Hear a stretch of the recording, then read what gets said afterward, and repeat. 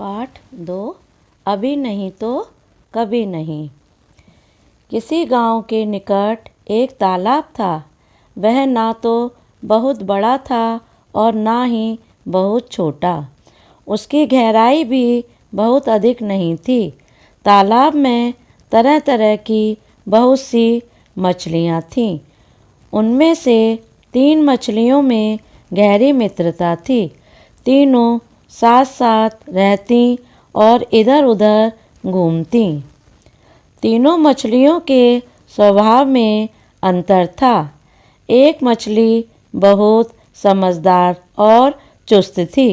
वह भविष्य में आने वाले संकट को जान लेती थी।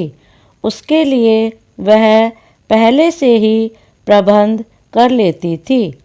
दूसरी मछली थी तो समझदार और काम करने में कुशल, लेकिन अपना काम अंतिम क्षण में ही पूरा करती थी।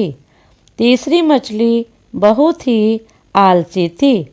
काम को बार बार टाल देना उसका स्वभाव था। एक दिन की बात है, कुछ मछुआरे उस तालाब के पास आए। उन्होंने मिट्टी खोदकर चारों ओर खेतों में नालियां बना दी। इससे तालाब का पानी उन नालियों से होता हुआ खेतों में जाने लगा। खेतों के पास ही एक और तालाब था। खेतों से होता हुआ पानी उस तालाब में जाने लगा। तालाब में पानी कम हो जाने पर मछुआरे मछलियों को आसानी से पकड़ सकते थे। नालियां बनती देखकर पहली मछली ने अपनी सहेलियों से कहा, बहनों, लगता है कि अब इस तालाब में रहने में हमारी भलाई नहीं है। धीरे धीरे पानी कम हो जाने पर ये मछुआरे हम सबको पकड़ लेंगे। इसलिए इस पानी के बहाव के साथ ही हमें दूसरे तालाब में चले जाना चाहिए। लेकिन दूसरी मछलियों ने उसकी बात नहीं मानी। वे कहने लगी, अभी क्या जल्दी है?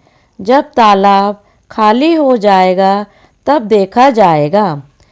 इसी बीच पहली मछली उन्हें छोड़कर दूसरे तालाब में पहुंच गई।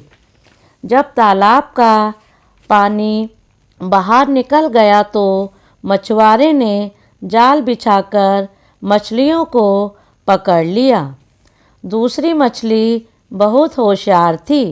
उसने सावधानी से जाल के मुंह के पास की डोरी को पकड़ लिया। उसने तीसरी मछली से भी ऐसा ही करने के लिए कहा, लेकिन मछली बोली, अरे अभी जल्दी क्या है? जब ये मछुआरे जाल खोलेंगे तो मैं भाग जाऊंगी। मछलियों को जाल में फंसाकर मछुआरे पास के बड़े तालाब में उन्हें धोने के लिए गए। जैसे ही उन्होंने जाल का मुंह खोला, वैसे ही दूसरी मछली फुर्ती से उछलकर पानी में कूद गई और तैरती हुई गहराई में पहुंच गई। मछुआरे उसे पकड़ नहीं पाए। तीसरी मछली भी जब अब भागने की पूरी कोशिश कर रही थी, लेकिन उसे भागने का अवसर नहीं मिल पाया। वह अपने भाग्य और आलस्य को कोसती रह गई। इस पाठ से क्या संदेश मिलता है? इस पाठ से हमें यह संदेश मिलता है कि आज की समस्या का हल कल पर नहीं टालना चाहिए। आलस्य का परिणाम सदैव बुरा होता है।